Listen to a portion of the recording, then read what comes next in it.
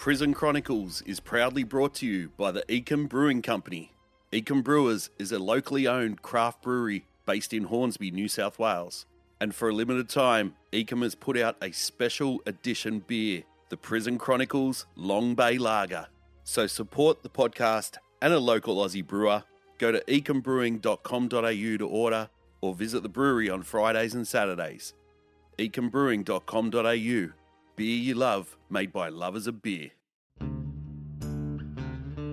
In this episode of Prison Chronicles, for the past 115 years, Long Bay Jail has housed the worst criminals in New South Wales. Ivan Milat, Nettie Smith, and Anita Cobby murderer Michael Murphy have lived and died behind the walls of Long Bay. In its long history, it's seen riots, murders, and executions, and it is still open to this day, housing the worst of the worst. Welcome to Prison Chronicles, the Long Bay Jail episode.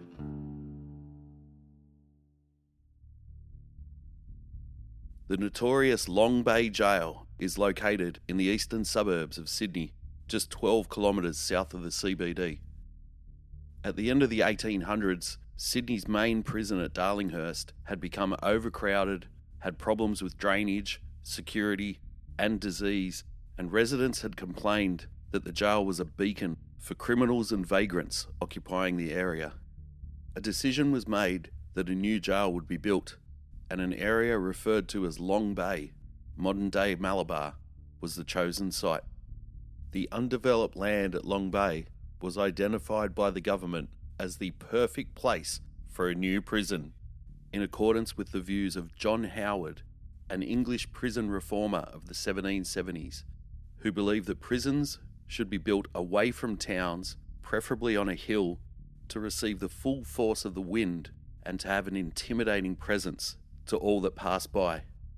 The 32-hectare site was a windy coastal ridge and was deemed the perfect place for a new jail, with tram lines connecting the courts in Sydney directly into the gatehouse of the jail.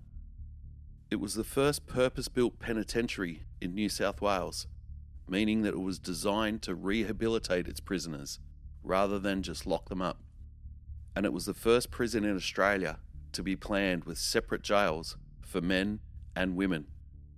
Construction began on the Women's Reformatory in 1901, and female prisoners arrived at Long Bay in 1909. It was praised for its design as one of the only purpose-built women's prisons in the world. During the 1920s and 30s, notorious crime queens Tilly Devine and Kate Lee called Long Bay home. In 1914, the male penitentiary was completed, and the last of the inmates from Darlinghurst Jail were transferred to Long Bay. For over 80 years, Long Bay Jail was the main prison complex for New South Wales and housed a who's who of Australian crime. Violent criminals Darcy Dugan, Nettie Smith, Archie McCafferty, and Ivan Milat have called Long Bay home, as well as politician Milton Orkopoulos, stockbroker Rene Rivkin, even TV personality Simon Townsend spent time at Long Bay, serving a sentence as a conscientious objector to the Vietnam War. For the past 115 years, Long Bay has continuously served as a prison in Sydney, growing to become known as the Long Bay Complex. Today it houses all classifications of inmates, over 5 different jails. These are the stories of the officers that have worked behind the walls of the infamous Malabar Hilton, Long Bay Jail. I decided to transfer to Long Bay from Maitland Jail in January of 1976. The Maitland principal pulled me aside on my last day and most seriously said, "Now listen, you're going to the Bay. It's fucking different down there than it is here. They're not like us down there. Whatever you do, never take it seriously. The Bay is fucking madness." And with that he shook my hand. My first view of the Long Bay prison complex was late one evening in early January 76. Save for a few sparsely located streetlights, the entire place was in darkness, sitting on top of the hill, providing a very Dickensian appearance. The Bay, as it's colloquially called, was at the time the largest prison complex in the Southern Hemisphere, housing well over 1,000 maximum and minimum security inmates in overcrowded, archaic 18th century conditions. Sewerage lines to the cells were just being installed. In the Central Industrial Prison, for cell toilets, prisoners had to use small galvanised iron or rubber buckets that were loaded onto trolleys and wheeled to a central dumping point where they were emptied into a large concrete tub and flushed into the main sewer. The prisoners who conducted this job were known as tubbies or chats. Their job was to pick up the tubs of human waste and tip the contents into the sewer. The tubs would have cigarette butts in them, and they would routinely recover these butts from the muck with their bare hands, dry them out, light them up, and smoke them. I suppose it's one of the perks of the job. The three-tower officer was in charge of supervising this sewer treatment operation, as it was just underneath his tower, and on a hot Sydney summer morning this was certainly not the place to be. In the winter, on the other hand, it would be freezing. The wind would be howling, and it would often take 4 officers just to close the main gates. Opening the gates was equally spectacular, because once the wind got a hold of 2 ton of solid steel, it would violently swing open, and you would have to jump out of the way and at the same time try not to trip over the semi-exposed railway tracks that were placed there 100 years ago or more for the trams.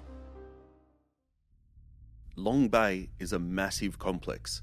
During its long history, it has held in excess of 1,500 inmates per day behind its walls. It's more like a small suburb than a jail, with its inmates housed in numerous prisons scattered around the site.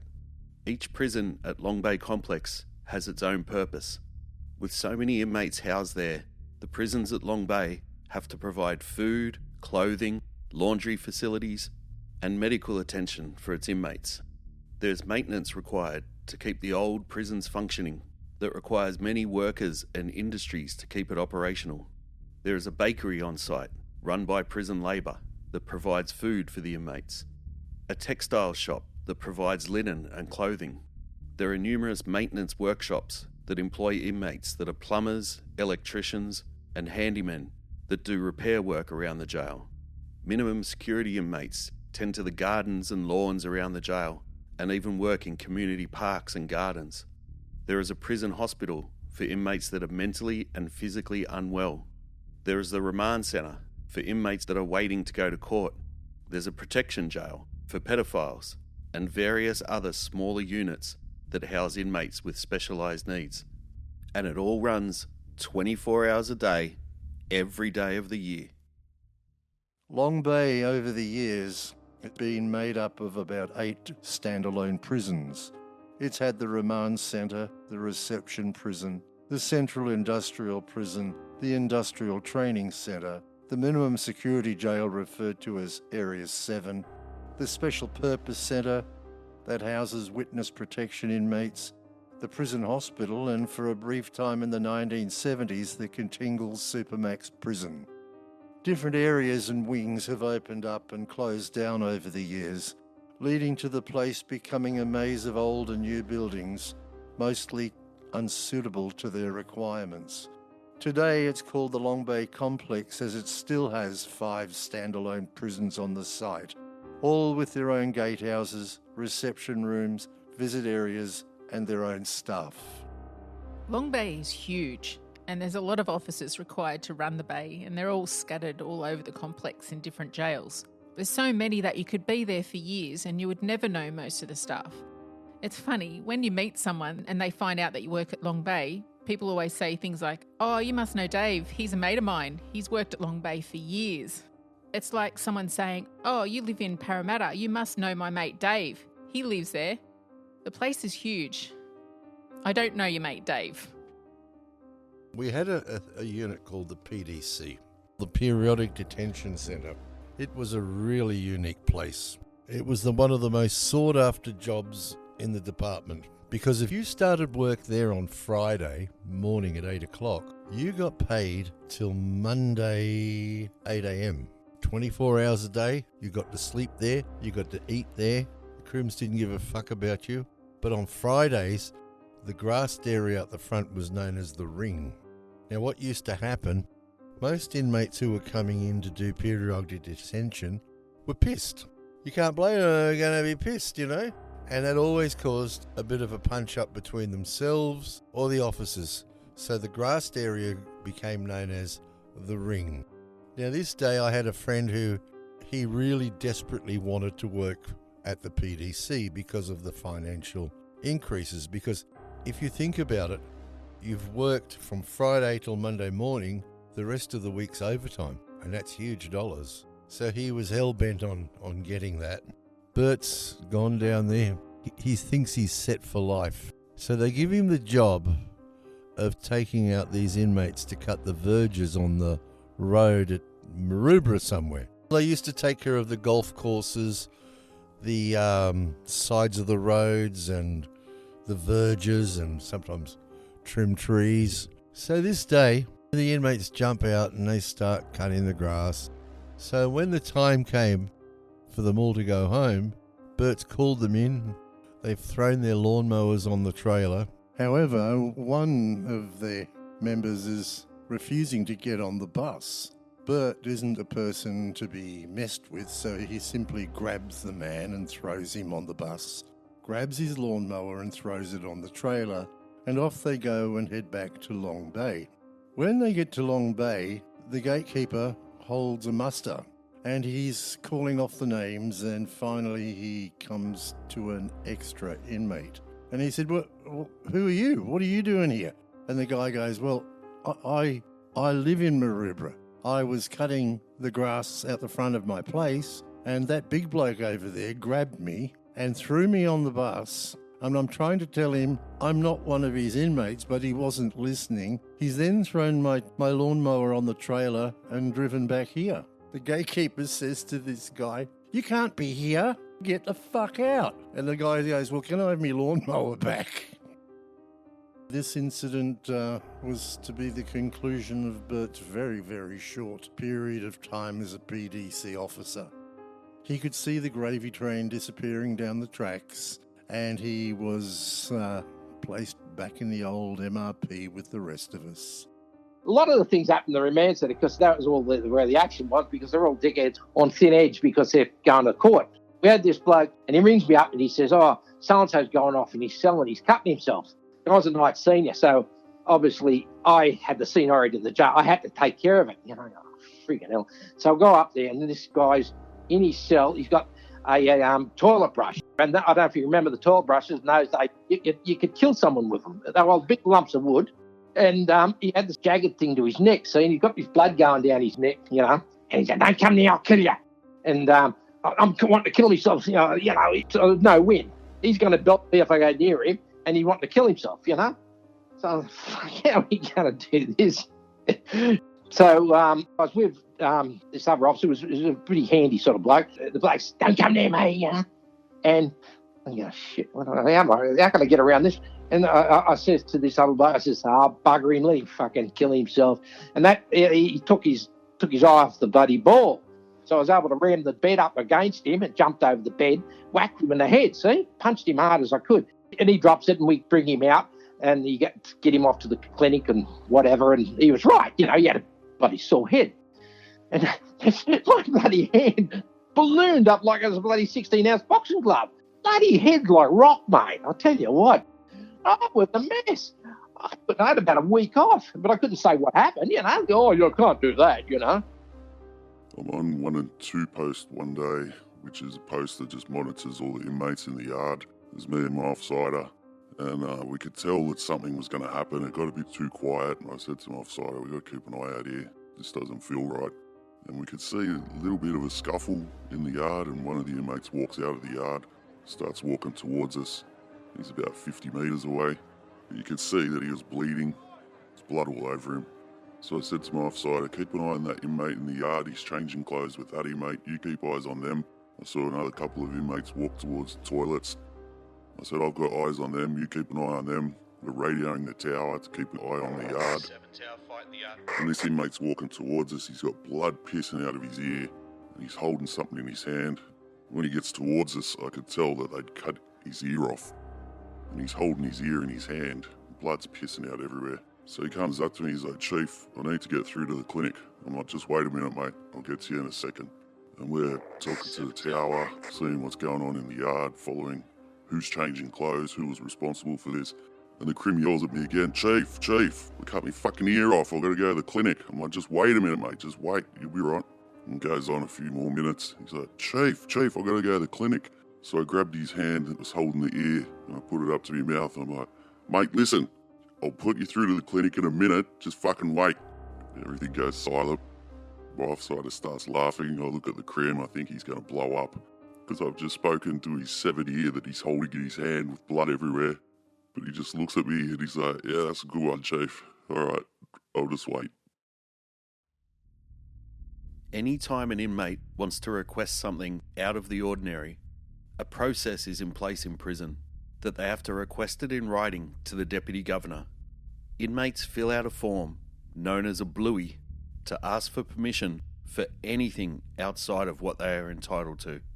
It could be a request for an extended visit because their family is travelling a long distance to visit them, a request to be placed at a different prison to be closer to family, a request to have extra money put into their account, to buy a TV or a kettle. Any request for something extra needs to be in writing, on a bluey. Those are the rules in prison. Stephen was a product of the orphanages, and he had no family. He was constantly after attention. He wasn't violent or anything, but he had the tattoos, trying to make himself out to be violent. He was just more of a problem child. So anyway, here I am doing this superintendent's requests. You know, I got this giant book, and this is how crazy the system was. The crim would have to fill out a form, a little blue form, stating that he wanted to see the superintendent. The wing officer would take that blue form and record it in his logbook. Then he would go across and give it to the B-Watch, who would then record it in a bigger logbook. Triple decking, you know, like, hang on, you know. So anyway, I'm sitting there and, yeah, Mr. Reid, what's up? I'd like an extra letter to my mum. Yep, not a problem. I'd never ever knocked anyone back. I'd like an extra visit. Yep, not a problem. Record it, you know. Stephen comes in, trying to look tough. I said, hello, Stephen, how are you? You know. I said, what's the problem? I says, it says personal here. He said, Mr. Reid, when me cellmate's fucking me, he's using thumbtacks to hold the centerfold on me back. I said, well, what do you want me to do, Stephen? Do you want me to move you out of that cell or contact the police or what? Oh, no, he says, I just want a roll of sellotape. So I give him my roll of sellotape. With so many inmates over varying classifications and over such a vast area, things can turn bad at any time. Inmates outnumber officers in some areas by 50 to 1. Long Bay is a maximum security prison.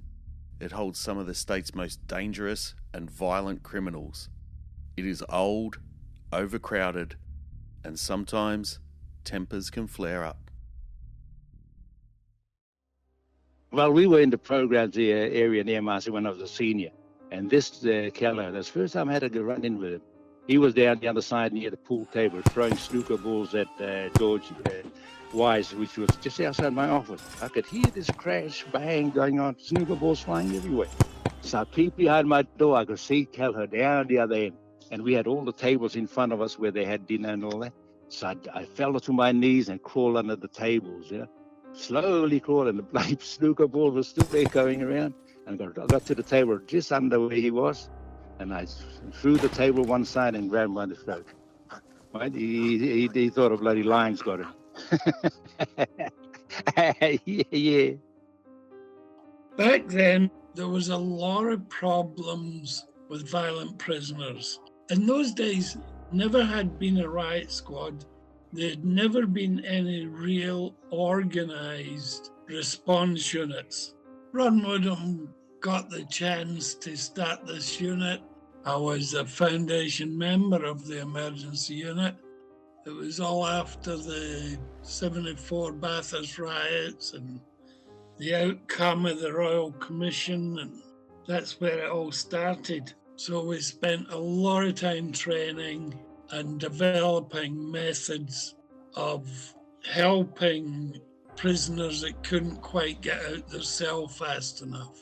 They would test you, see how you reacted to different situations, whether you had a bit of bottle in you or not. It was good. We were busy. We got in the Australian Federal Police Drug Squad, who educated us at the time. We were new. People had never seen anything like us before.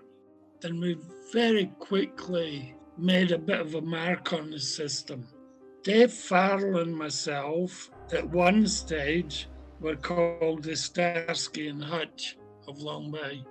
Every superintendent knew they could call on us for any situation, whether it was the bakers getting on the vanilla essence during the night and gone crazy, or whether it was somebody that didn't want to go to a different institution, we would go and assist.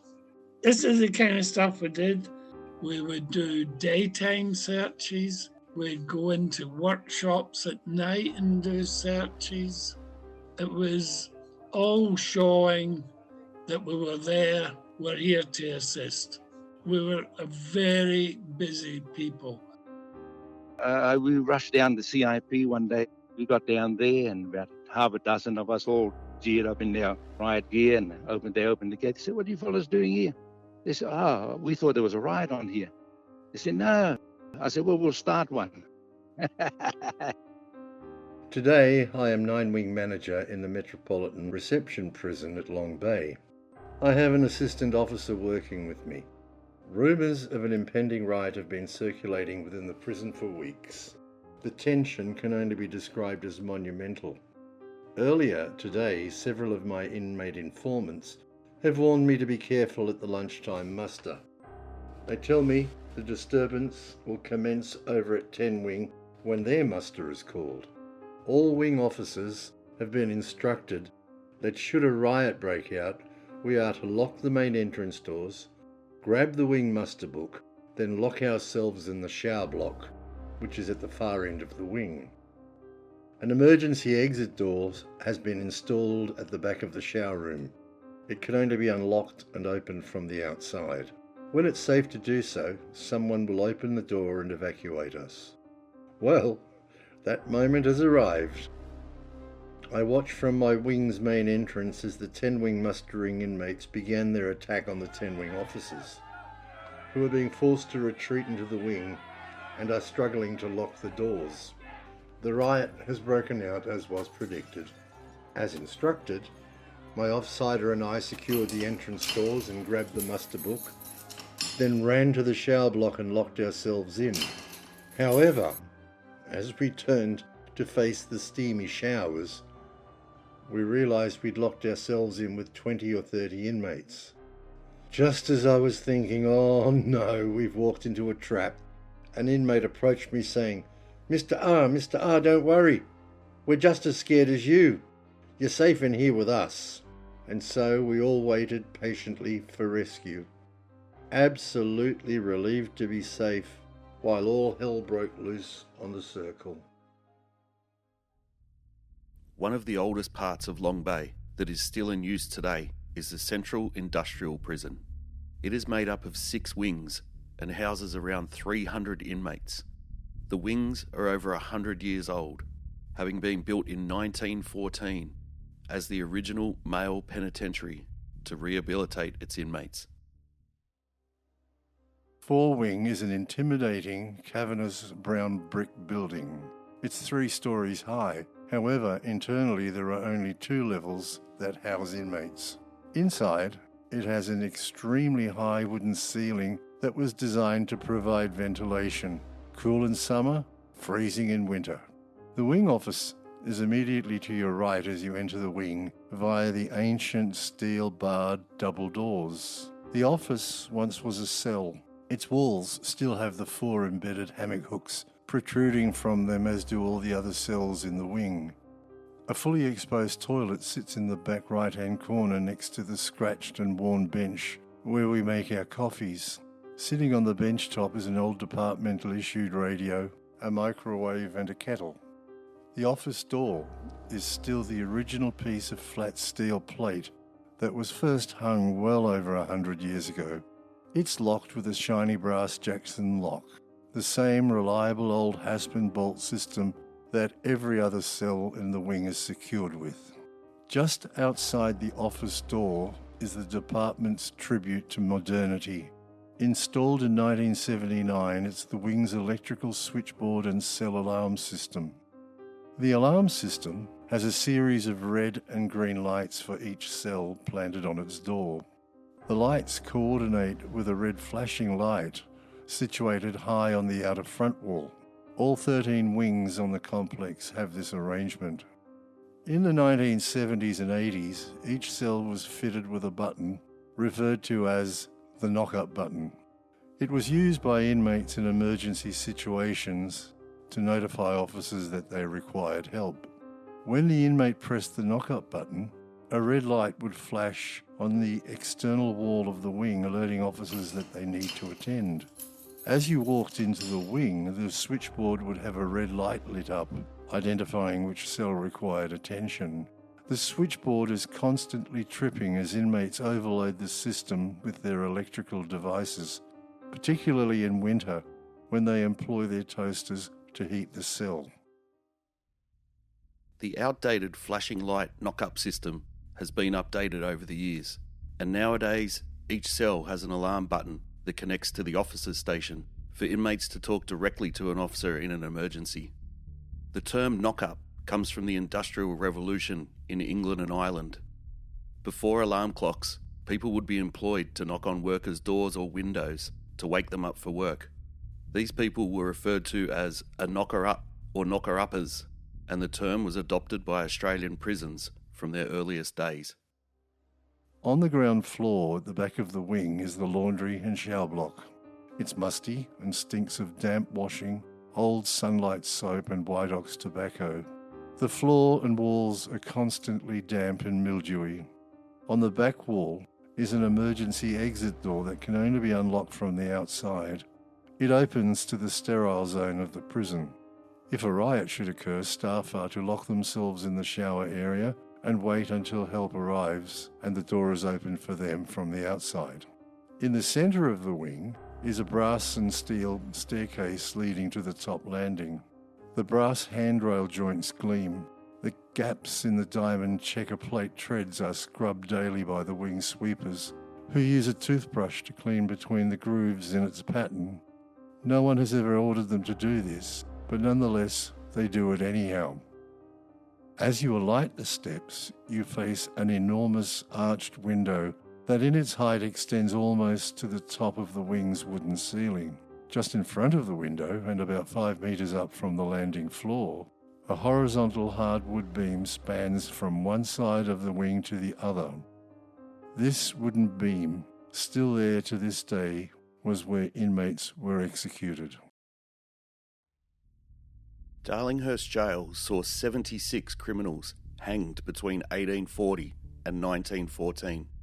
The executions took place in full view of the public on a platform above the gatehouse on Forbes Street in Darlinghurst. When Darlinghurst Jail was replaced by Long Bay in 1914, executions continued, but they were held behind the walls of the prison, away from the public's gaze. Over its long and storied history, Long Bay saw 9 men executed for their crimes. The beam is easily 500 millimetres high by 300 millimetres thick, spanning perhaps some 6 metres. Its ends are solidly embedded into the wing's brick walls. The upper landing's handrail finishes abruptly 2 metres before the beam, so that the very last cells are provided with a kind of sinister private balcony before them. These 4 last cells, 2 on each side of the wing, were the condemned cells. They are narrower than all the other cells in the wing. Each of these cells once had a steel grille and an inner gate set back from the entrance. A slatted wooden seat was fitted against the left wall between the grille and front wall. It was known as the confessor's seat, allowing priests to sit and speak with the condemned and for the priest to give the last rites before death.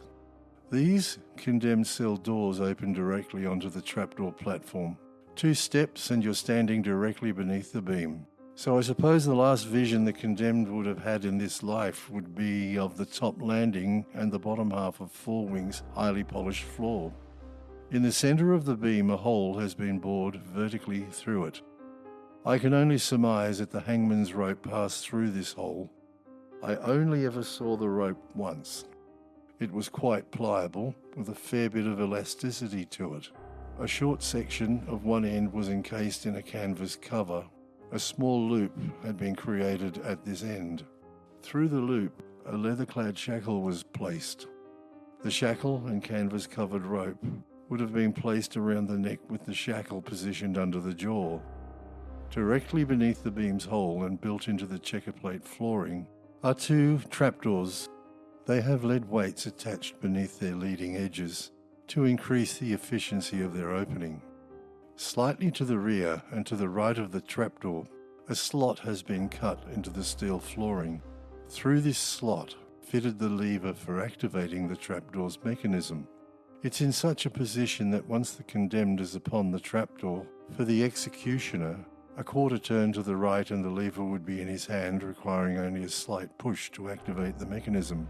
They open silently, with barely an audible thud. The only indication they've been activated is when all the pigeons roosting on the wing's roof take flight.